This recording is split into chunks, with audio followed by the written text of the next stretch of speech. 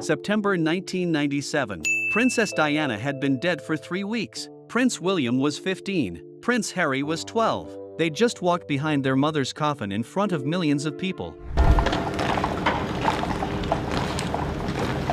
Camilla Parker Bowles called Charles that same evening. She wanted to know when she could see him again, when they could resume their relationship publicly. Charles reportedly told her to wait. His sons were devastated. The world was mourning. But Camilla had already waited long enough. She started working immediately to position herself back into Charles's life. And over the next 8 years, she allegedly drove a wedge between Charles and his sons that has never fully healed. Charles was a wreck after Diana's death. Staff at Balmoral said he couldn't stop crying. William and Harry needed their father desperately. They were grieving. They were dealing with trauma no children should face.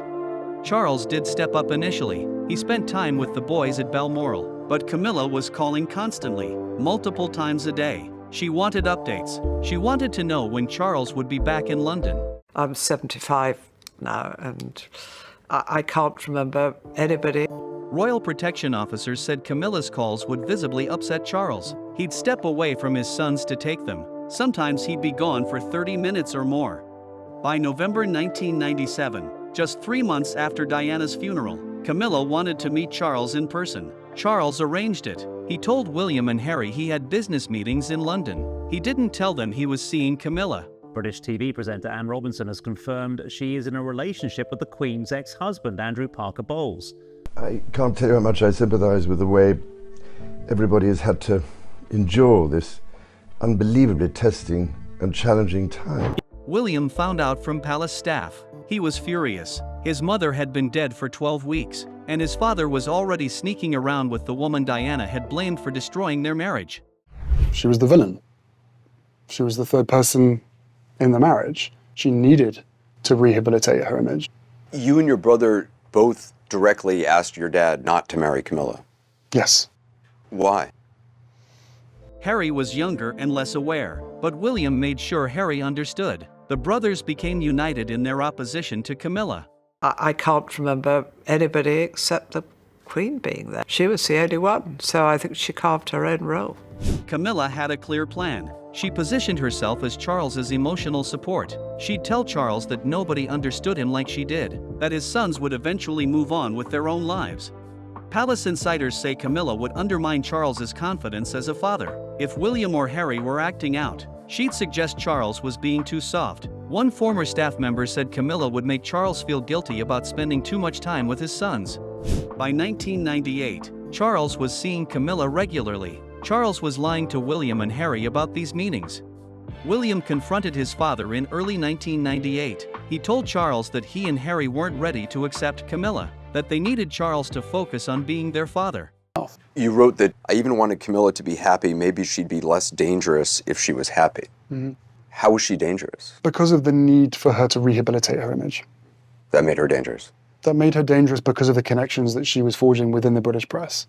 And there was open willingness on both sides to trade of information. And with a family built on hierarchy, and with her on the way to being Queen Consort, there was going to be people or bodies left in the street because of that. Charles promised William he'd slow things down, but that promise didn't last. Camilla would call and Charles would go to her. By June 1998, 9 months after Diana's death, Camilla wanted to meet William and Harry. Charles arranged a meeting at Highgrove. William told his father he wouldn't be there. He grabbed Harry and they left before Camilla arrived. They went to Diana's family instead. Charles was devastated. Camilla was furious. According to sources, she felt William was using his mother's memory to control his father. The meeting was rescheduled. Charles made it clear refusing wasn't an option. William was 16. Harry was 13.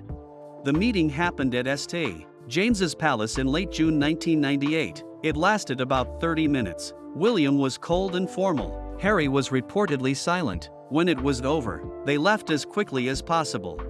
After that, Camilla told Charles she'd done her part. If they couldn't accept her, that was their problem. Over the next few years, Charles would make plans with William and Harry. Then Camilla would need something, and Charles would cancel. In 1999, Charles promised to take them to a polo match. On the morning of the event, Camilla called. She needed Charles to attend a charity function. Charles cancelled on his sons. William was 17. He understood his father was choosing Camilla over them repeatedly. By 2000, Charles's staff were concerned about how distant he'd become from his sons. William was away at Eton most of the time. Harry was struggling with anger issues. Both boys needed their father. But Charles was increasingly focused on Camilla and her gradual reintegration into public life.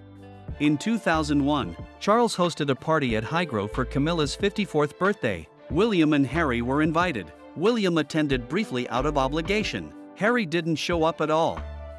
Nor her son, to stake a claim to the throne. I am Princess Anne. For years I have chosen to handle the disputes within the royal family quietly, but this time I must stand up. Camilla and her son, Tom Parker Bowles, have crossed a line I cannot tolerate. Charles and Camilla married in 2005, 8 years after Diana's death. William and Harry attended the wedding, but neither participated in the ceremony. They went to the evening reception, and that was it.